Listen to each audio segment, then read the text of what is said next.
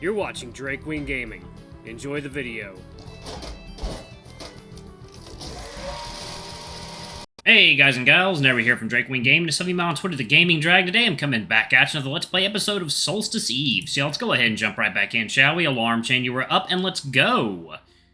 Which one was it? Okay. Ah, yeah. Stars know they wouldn't dare let a werebear do that kind of work. I was one, but with how rough things were after I got infected, well, they didn't want to kick me out, you know? So, I helped train up new recruits and keep existing guards in shape, alongside all the other logistical work that involves. Gosh, I had to go back and apologize to all the guards I trained during those first few years. I was a menace back then. Really? It's hard to imagine Darwin really getting angry. You bet. That was a rough period, let's say. It took a bit for me to get out of it, thanks to Julia's help. But now it's all good. Yeah, what really matters is how you are now.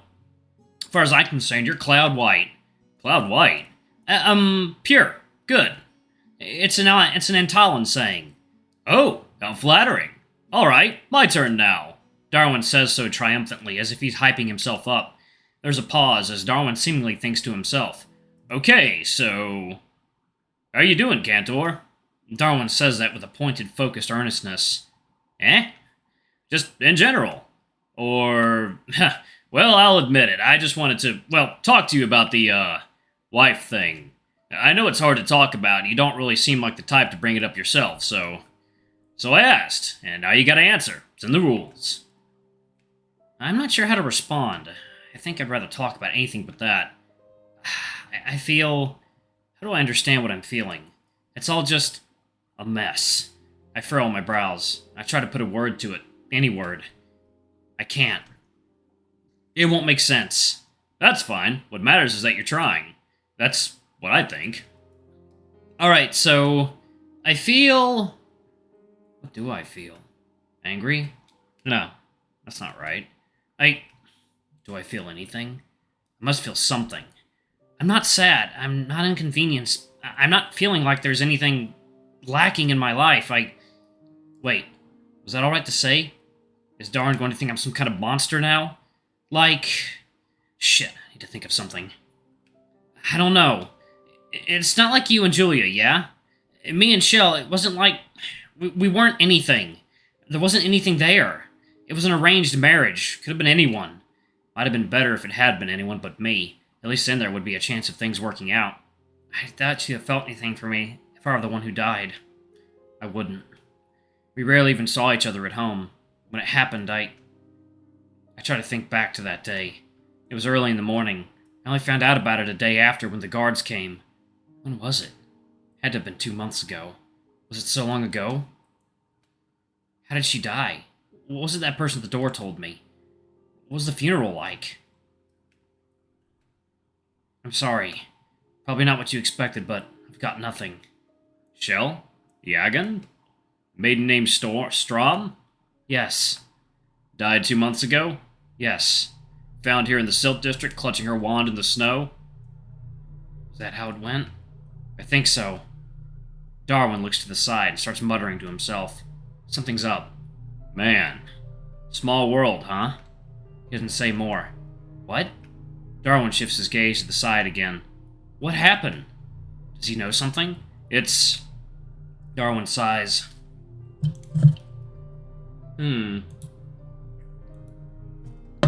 What you know, my man? It's not anything big, it's just... I'm the one who found her. I wasn't even on duty. I don't do that kind of guard duty anymore, but... I was on the way back from a night out and I found her. So it's just something I remember. He's avoiding eye contact. He's lying. There's more. There's gotta be more. Try further. There's something more, isn't there? Please tell me everything. Darwin continues looking away towards the table of miners at the other end of the room, before sighing and facing me again. It's nothing important, yeah? It's certainly not my job to worry about these things, so take my words with a grain of salt. But it's just that, when it all happened, this lady from an upper-class family being found in the Silt District of all places and her holding her wand, and it seemed weird, yeah? Unnatural. I thought maybe there was more. But a couple of guards looked at it, but they couldn't find anything in the end. No foul play, nothing behind it, no real understanding of the cause of death. Just one of those unfortunate occurrences that nothing can be done about. I can't look Darwin in the eye. What he says, it makes sense. I recall a few guards stopping by when it happened. They looked around the house, returned Shell's wand, and asked some questions to start their little investigation. I don't remember them, but I'm sure my answers weren't particularly helpful. The investigation only served to disturb my peace. I was busy with so much at the time. Funeral arrangements, conversations with the bereaved. As her husband, I couldn't not be there, and it was also exhausting that... No, I can't just ignore my culpability in this. Whatever it was, Shell's death wasn't ordinary. I briefly wonder if they suspected that I had a part to play in the matter. I would have, in their position. Sorry, it's not my place to pry. Especially not in front of her husband. What? No, you didn't do anything wrong. I don't want to jump to conclusions, but it might be that you're right. It's certainly not an ordinary death. I've just been trying to ignore it. And if there really was something behind Shell's death, what now? Do I just go on as though that isn't the case? Do I just ignore it? I've managed to do so until now. Hey. Darwin looks at me with a twinge of concern. Suddenly I realize how much I've been shaking. He reaches forward and places his hand on top of mine, pressing on it. Slowly the tension in my body releases. The shaking subsides. I really shouldn't have brought it up, so I'm sorry. The guards aren't powerless, yeah? If there was something there, it'd have been found.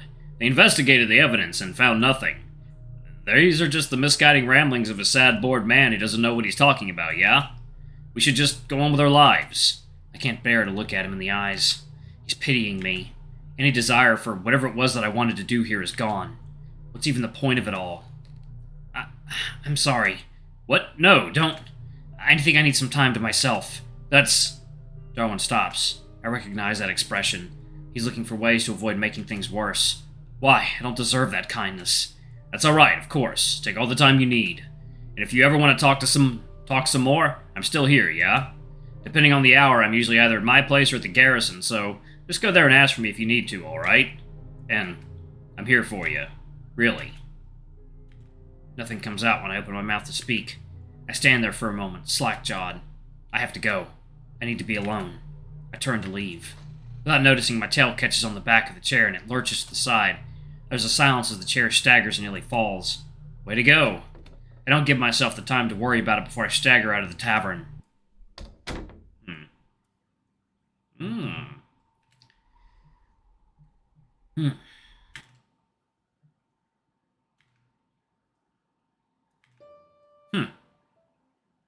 Day 2. 51 days until the Solstice Festival. Step, step, step. The winding streets of the Silt District stretch out before me.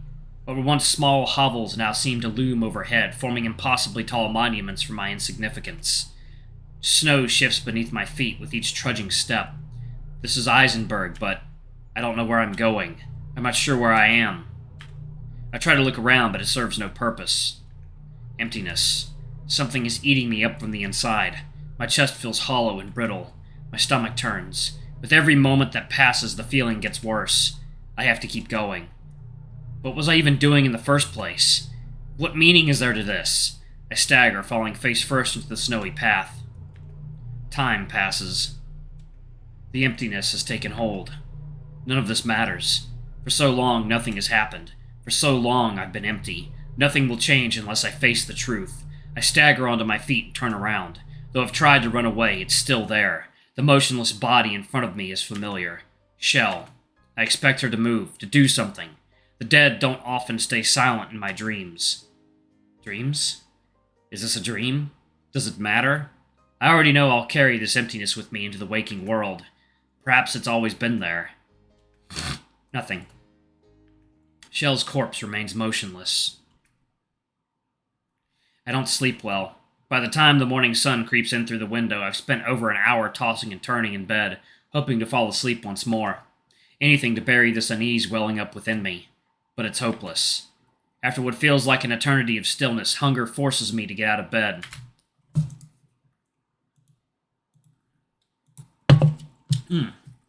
I fix up a quick meal. Leftovers. All the while, I can't stop thinking of yesterday night. Not only did I make an absolute fool of myself in front of Darwin, but I also can't stop thinking of his words. Was Shell's death really an accident? Why would she be clutching her wand if it was? It'd be much easier if it was. I scarf the food down, paying no attention to its taste. The thoughts don't go away. 2 months after her death, it's highly unlikely that any investigation into the matter would be fruitful. What could I even do? I'm making excuses for myself. Piece of shit. I've been waiting for this moment all morning, and my lunch break is as good a time as any. Shell's wand shifts within the inner pocket of my robe where I usually keep my own. Something about the way it sits there doesn't feel quite right, as though it's weighing me down. Going into her room in order to retrieve it made me feel as though I had broken into some sort of holy site that needed to stay undisturbed. When I reached the wand laboratory, I stopped for a moment. I try to think of a way to justify or explain myself if someone questions what I'm doing without coming off like a lunatic. I can't really think of one. My eyes glance over the room as I enter. Multiple workstations are spread out all across it, each packed with a set of expensive tools and devices. Wand disassemblers, monotrace collectors, keystone purifiers, and so on. I breathe a sigh of relief when I see that none of the stations are in use, but it proves to be misplaced when I scan the room again and spot a familiar figure. A lion in a lavishly decorated robe, reading through a large book at the very end of one of the stations. It's almost comical how little presence Goran takes up given his importance to the guild. Given what I know of him, I doubt he'll harass me unprompted. We've got no real reason to interact beyond professional capacity. As I reach into my robe and Shell's wand down on one of the station tables, I stop to think about what it is that I even need to do with it. Given the odd circumstances of her death, I need data, some way to see what Shell did with it in the time before her death. Even at a 2-month delay, the tools here should be sufficient. First, I give the wand a closer look. After brushing off the excess dust, it seems ordinary, same as I remember it. I pry my claw into a small slot at its center, unhooking the cover to the compartment where spell scrolls are stored. If I can see what spell was stored within the wand at the time of Shell's death, it should give me a hint on what Shell was trying to do with it. And yet, when I open the compartment, I see nothing. It's entirely empty, with not even a trace of dust or fingerprints on it. That's unusual. Why would a mage not have anything slotted in their wand? Unease creeps in. Whatever. That's just surface-level stuff. That's why I'm here in the first place. I need to check for traces of mana within the wand and see what spells it's previously casted. The machine next to me should do the trick. It's a trace collector, a flat metallic cage, plenty of magic circles drawn across its insides. In its corners of its top face are 4 keystones, ready to display whatever information it finds. A small glass case is connected to it via another magic circle. I place the wand within the glass casing, and then place my palm on the outside of the magic circle surrounding it in order to feed it from my mana. It whirs and hums to life as the wand begins glowing slightly. The faint outline of a magic circle is projected from the keystones atop the machine, but I'm not quite sure how to read it. That's not quite right. I furrow my brows. From what I understand, the machine should be more effective than this. Do I need to use more mana? Focusing harder, I output more mana and watch as the glow becomes brighter and brighter and the outline becomes legible. The cage shifts and sputters, and I get the sense that I'm pushing it to its limit here. Yagan. I jump in response to the sudden disturbance, turning to see Goran standing behind and looking right at me. Alright, I'm going to pause it right there. Thank you all so much for watching. Don't forget to like, comment, subscribe, ring that notification bell, and y'all have a lovely rest of your day. I love you all, and I'll see y'all in the next video. Bye-bye!